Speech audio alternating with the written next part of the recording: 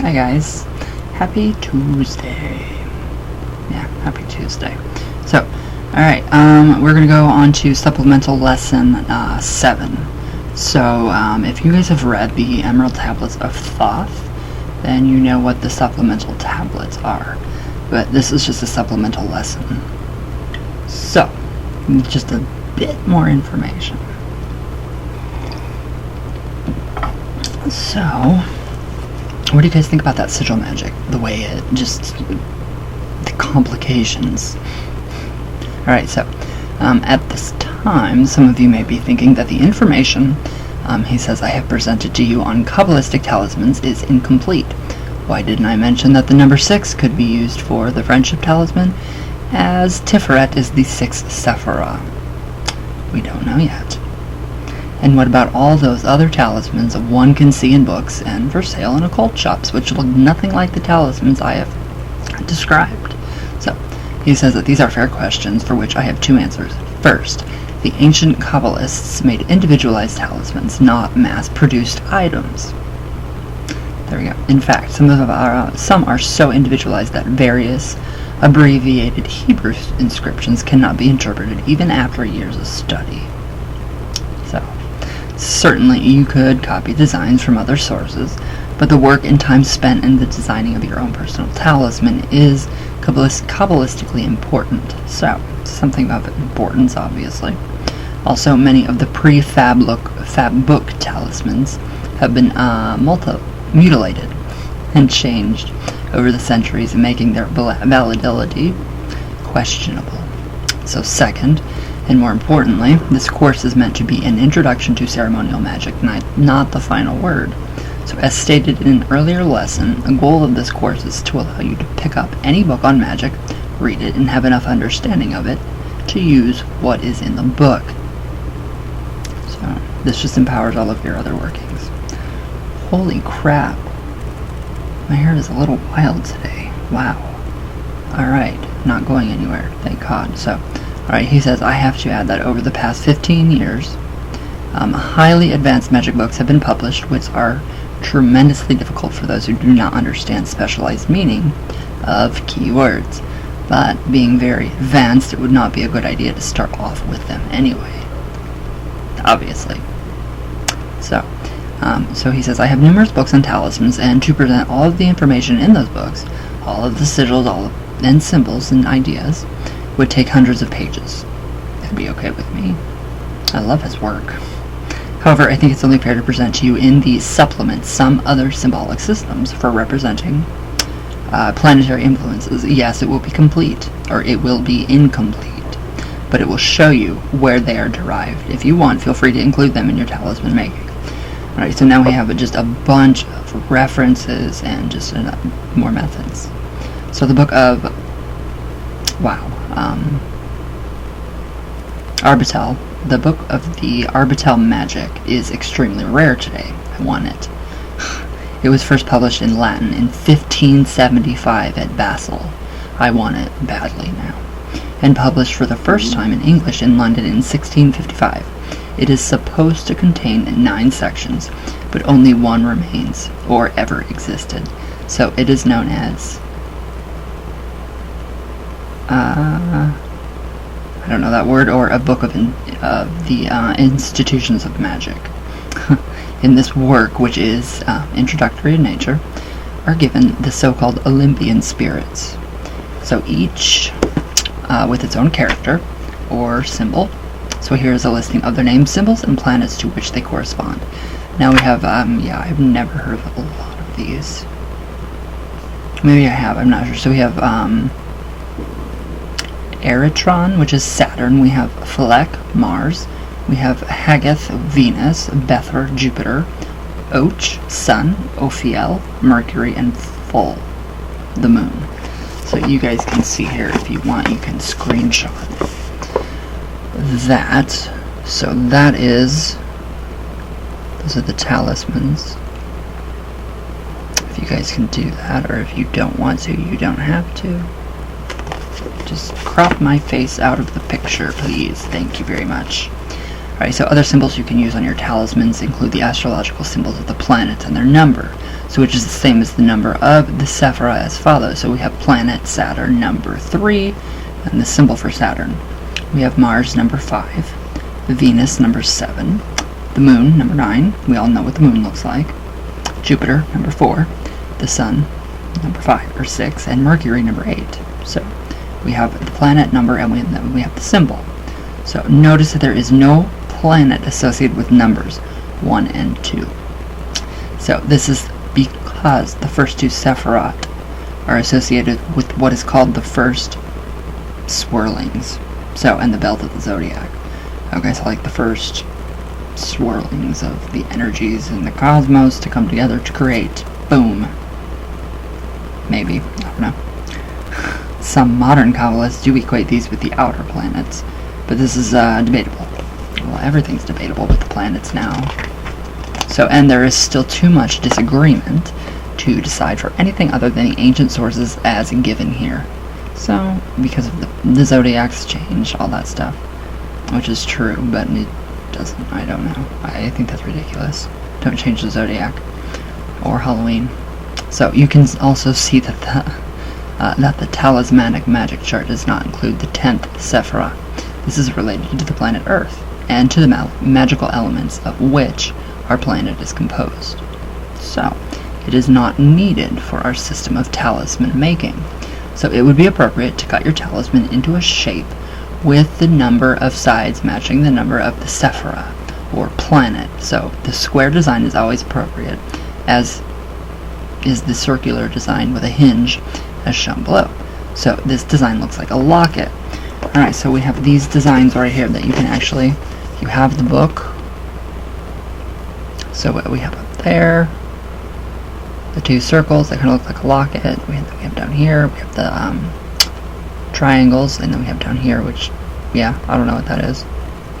I don't know, they look funky. But you can screenshot that too. So we have those. Okay, so in a similar fashion, an appropriate shape for Saturn or Binah oriented talisman related to the number 3 is the triangular locket design below. So a locket made of nonagons would be associated with the lunar or exotic talisman.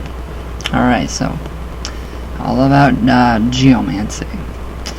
Alright, geomancy is an ancient divinatory art with similarities to the I Ching, whatever.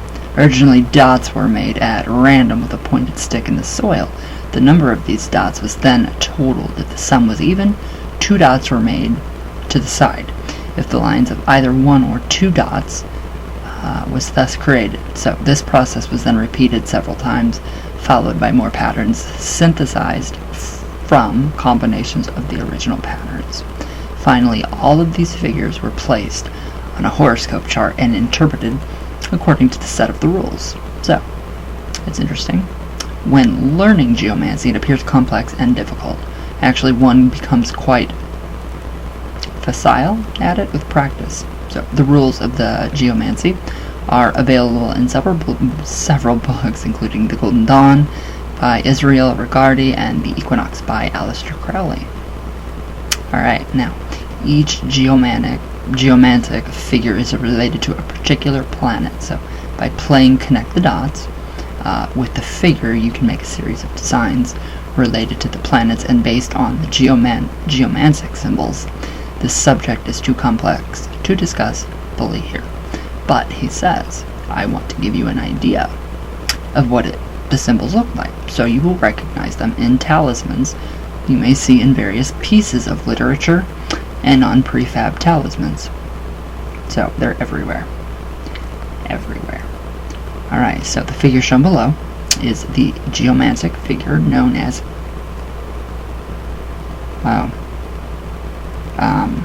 Karker. Yeah, Karker. I think, I don't know. It is associated with Saturn in its rulership of Capricorn. So by connecting these dots, you can really make any of the following figures. Alright, so there's that part.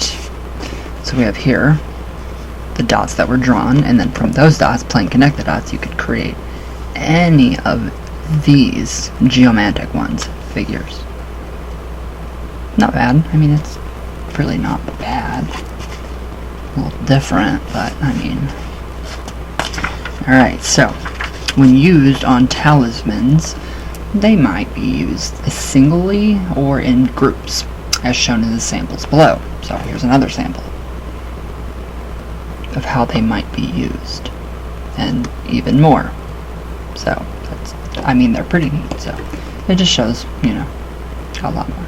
So a series of more complex figures can be constructed from the geomantic figure Aquia sit Io, wherein Jupiter rules Sagittarius. So, alright, geomantic symbols used in talismans all have the same style and feel as the ones shown above.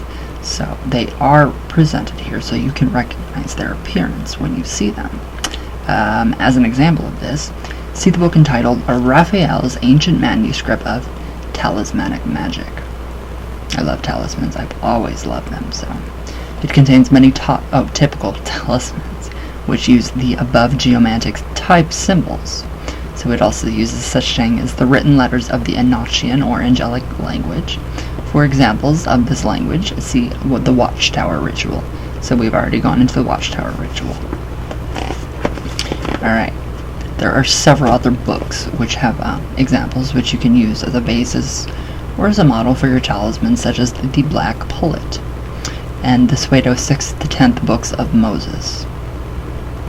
However, you will never be a true magician if all you can do is copy what others have done before you. It is better to design your own talismans from scratch. I love doing my own. They're better. They work more, or they work better. So this is the way the ancient Kabbalists did it, and this is the way you can do it too. Therefore, I strongly urge you to ignore talismans you have seen presented elsewhere and create your own for now. Later, you can copy or borrow as you will. So, in many ways, the creation of a talisman is like the designing of a magical ritual. While there are certain rules and patterns to follow, you are allowed a great deal of leeway within those patterns, which is great. I personally love that. So, wow, my hair, I don't know what happened to it. It just went crazy today. I hate it now. Alright, now remember, anybody can copy anything or follow a few rules. But magic is more than just copying and learning rules. This is merely the science aspect of magic. What you do within the guideline is the art aspect of magic. So the best magicians are not merely copyists, they are creative artists of the highest caliber. So I hope that by the time you finish this course, you will be well on your way knowing the rules of being a magical scientist and being capable of creativity and originality within those rules, being a magical artist. So the person who prefers both of these is a powerful witch indeed. So I like that supplement. That was a good one. That was a very good one. So, alright, so we will move on to part 1 of lesson 8 today, which I think was pretty interesting stuff. I mean, I like it. Who knows? Ooh, like a blue streak or something. Anyways.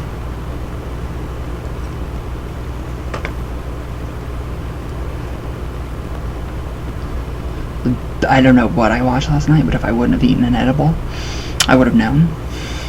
But I did dream. Thank you, my lovely Jen.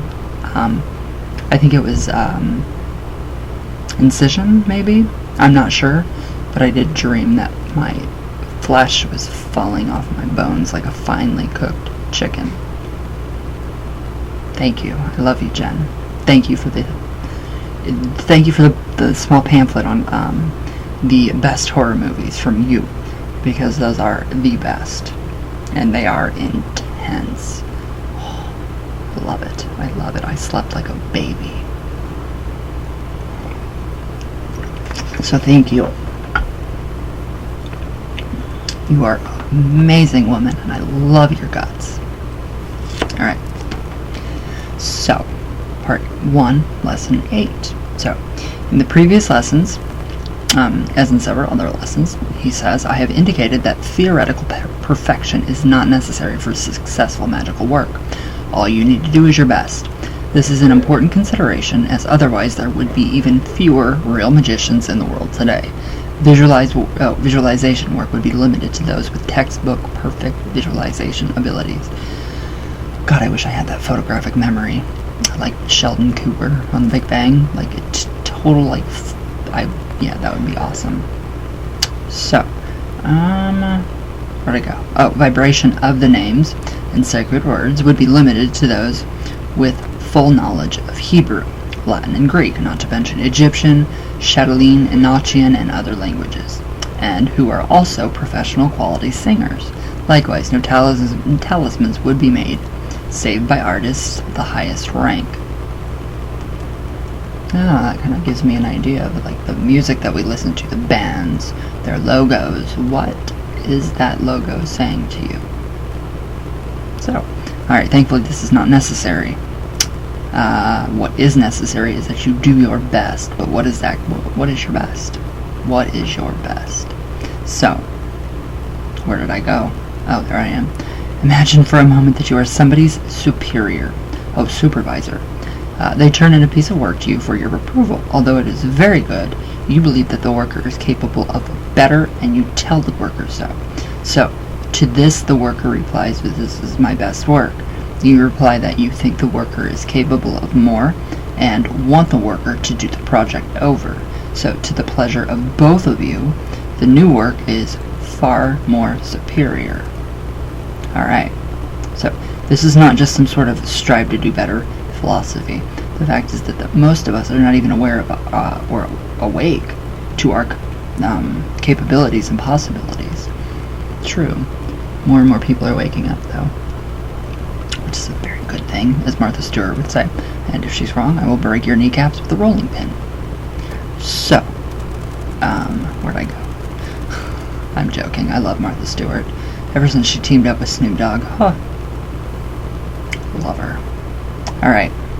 So, he says, I have a friend who is a writer, and she asked me one time to comment on some writing that she had done. So, he says, I told her I would do so only if I could be very honest. That's what I love. I love this, because he is so freaking honest. I love this, and I still want to contact him on the board. So, all in favor, I'm going to try to make a poll up here. All in favor of me using the Ouija to contact Donald Michael Kraig in his afterlife. Vote for it. I don't know how to do that, but I will figure that out. Definitely will figure that one out.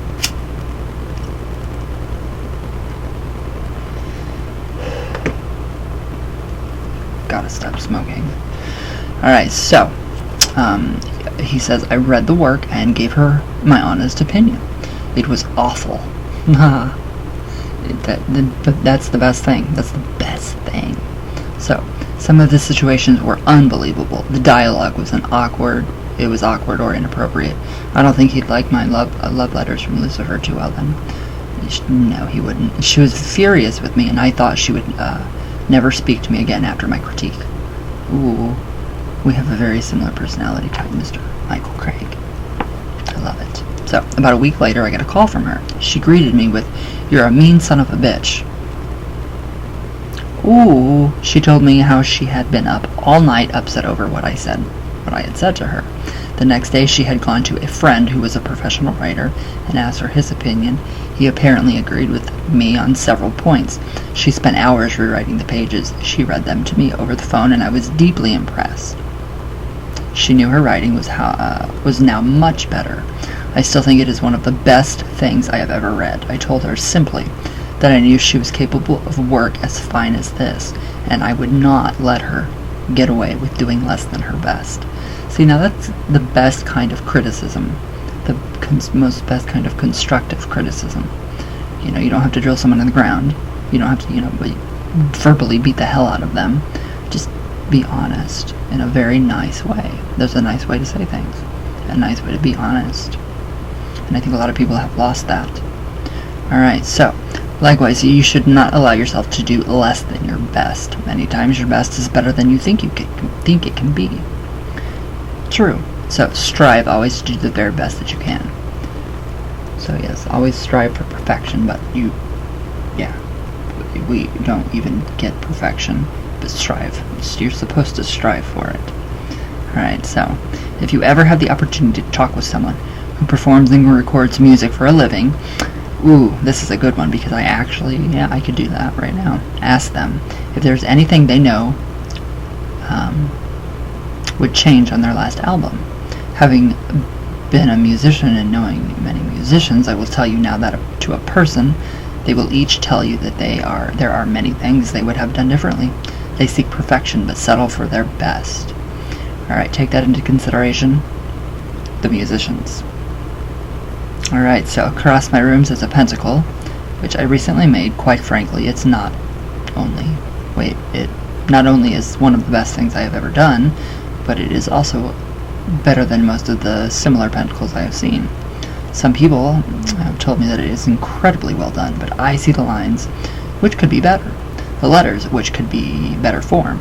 It came out better than I thought it ever could, but I am still striving for perfection. Alright, so yeah, I totally get that. I totally get that. And that makes perfect sense, because I do that. I am bad at it.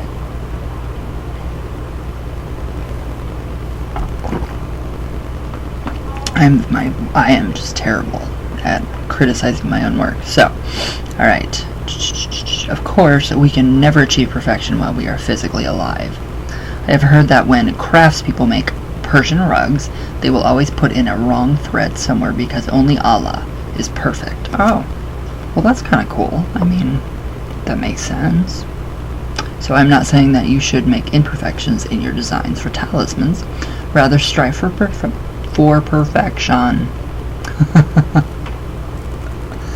Oh my god. Oh, where'd I go?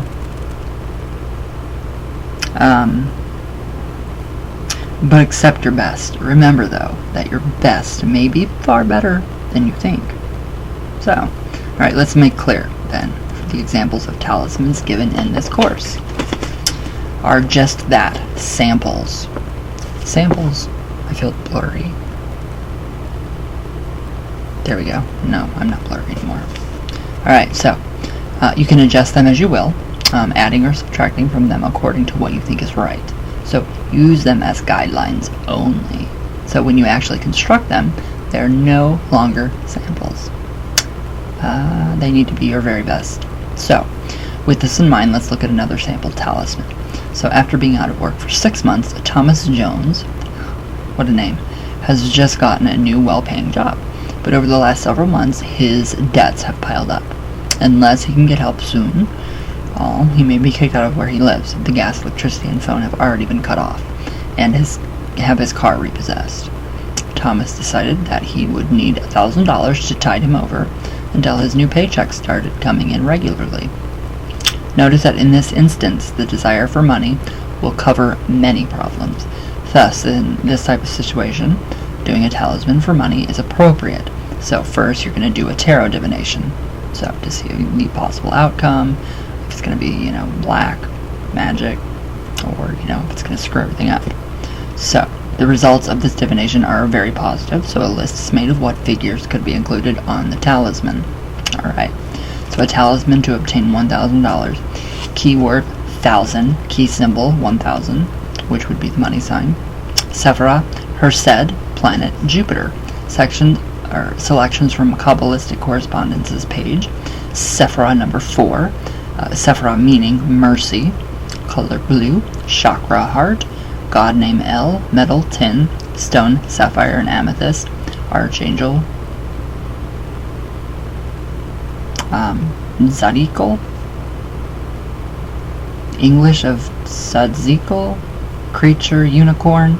Justice of God. Angelic order. What? Chasmaline. Tool and the wand. English of Chasmaline. Brilliant ones. Okay, so that's a little different for me, especially. Oh, wow. Or wait, we have Western,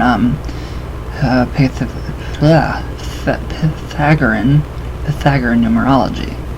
And then we have in the basic Kabalistic numerology. So yeah, if you guys want, screenshot the whole page. There you go. So yeah, you can see up here, we have the Pythagoras numerology and Kabalistic numerology. And then we have the sigils. What they mean. So yeah, very, very different. Very, very different. Alright, so, interesting, okay, so in Kabalistic numerology, 1,000, so, well, Western first, we have 4, so 1,000, so 2 plus 8 plus 6 plus 3 plus 1 plus 1 plus 5 plus 4 equals 30. 3 plus 0 equals 3. In the Kabalistic numerology, 9 plus 7 plus 6 plus 7 plus 1 plus 5, 4 equals 39. 3 plus 9 is 12, 1 plus 2 is 3. Alright, now, interestingly, 3 represents the idea 1,000 in both Western numerology and Kabalistic numerology. So here's the sigil for 1,000 taken from the rose. Just a bunch of different ways that you can do it. So these are the sigils for $1,000. So, and yeah, you guys can actually try this. So very interesting. Very interesting. Alright, so here's the system of spare. 1,000, THSND, T, and then we have add H, add S, add N, add D. So H is on its side. The S would be very angular, stylized letter. The D would be angular and a very stylized letter. So the final symbol, and then we have the Olympian spirit, Bether, and the astrological symbol of Jupiter. So it's kind of difficult to understand. So we have all of what they mean up into the final symbol right there. And then we have Jupiter right there, which is very tiny. So all of that is for $1,000 in the Kabbalistic numerology and the Pythagorean. Alright, so, and then we have the side 1, side 2, side 3, and side 4, which would be the head mercy. We have L, Tzadikil, justice of God, and then we have side 3, and we have brilliant ones, Ches Malim, side 4. So these are the different sides of the talisman. So, yeah, very different. Very different. So now, with all of the above, let's try a sample talisman to obtain $1,000. That would be nice. Alright, on the previous page you will find the sample. Side 1 has a symbol from the system of spare, the number derived from the numerological systems. The number of the Sephirah, the name of the Sephirah, and its translation. Side 2 has a sigil from the rose, the god name, the archangelic name, and the translation of that name, plus a heart as the symbol of the heart chakra. Makes sense. Kinda. Side 2 has the sigil for, side 3 has the symbol for Jupiter in the center. Above is an image of a unicorn's horn. Below is a wand, and to the left is a tin can. So to the right is a gem to represent a sapphire. This whole side is shaded deep blue. Side 4 has the sigil of Bether, plus the name of the angelic order above and the translation of that name below. Alright, now, I'm going to try this. Are you guys going to try this? Maybe. I might. I doubt it. I don't need it. Thus, you can see how easy it is to construct a talisman from the information contained so far in this course. I would urge you at this time to try your hand at creating some sample talismans. Try one to help pass a test, to win at gambling, or obtain spiritual wisdom. Figure out what your needs are, and then try designing some talismans for that purpose. Alright, I'm going to do this today. So at this point in your studies, I suggest that any talismans you create should be constructed from the information contained so far in this course. Do not, at this time, go to outside sources. This is not meant to hinder you from looking at other sources. I always encourage looking at the words of other writers. So yeah, you just want to kind of stay in this path if this is what you're choosing to follow. The fact of the matter is that some books which claim to be showing talismanic symbols give in part or in toto symbols used to sum up spiritual beings, entities, or powers. Call them what you will. As an example of this, I call your attention to the small book Secrets of Magical Seals by Anna Riva. This book gives a wide variety of symbols with instructions on how to use them as talismans. Alright, so one of the largest sections is the book. This book is dedicated to Seals of Solomon, and you are told that an appropriate seal can be found to influence one's special situation or objective. I love Solomon. Alright, so these seals come directly from the Greater Key of Solomon and are actually known as medals or pentacles. Every seal from Solomon is considered a pentagram or a pentacle. So, their purpose is to strike terror into the spirits and reduce them to obedience. I don't like that too much. If thou invokest the spirits by virtue of these pentacles, they will obey thee without repugnance, and will fear them, and thou shalt see them so surprised by fear and terror that none of them will be sufficiently bold to wish to oppose thy will. It's different. I don't know if I care for the whole making them scared to death. I mean, I'm not sure about that part. Alright, so these are not figures for use on talismans. Such as we have been discussing. They are protective devices for use in spiritual, in magical evocations and invocations. Alright, so we're not doing that to the spirits like ghost hunters would do, which they totally antagonize and use our symbols, pagan symbols, the pentagram, for the effect. I think that is rude. Very rude. Fucking rude. By the end of this course, wow, I had to say that, sorry. By the end of this course, you will be able to tell the difference between symbols to be used on talismans and symbols to be used for other purposes. At that time, freely choose whatever symbols you wish. Now, at this time, to stick to what you have been shown. Remember, one of the goals of this course is to allow you to pick up and understand any book of magic, but at the end of these lessons, not by the middle. Alright, so let's assume that you have constructed your talisman after, of course, you have done a divination to discover the outcome of making the device. The next step is to empower it, to charge it, consecrate it, to bring us to the next section of this lesson. Alright. Should I go into part 2? Nope, I think I'm going to skip part 2 and do it tomorrow for you guys, because this is very long. I mean, this is completely, outrageously long. But I do plan on trying some of the talismans. So, alright, we have done, let's see, we have gone over the talismanic magic, the Kabalistic, and the Pythagorean, a talisman to obtain $1,000. Okay, and we finished with the very last of part, the supplemental lesson 7. So, lesson 7, part 7, all the way to lesson 8. Alright, so hopefully that's good for you guys. Hopefully you like it. And hopefully you guys can create your own talismans, especially like these. These are seals of Solomon used to repel. Same with, well, this is actually, turn it over, the tetragrammatron. So, that wouldn't be something that you would use as a talisman to attract. That would be an amulet. So, they work. I love them. They're great. So, alright guys. I think that's it. Alright.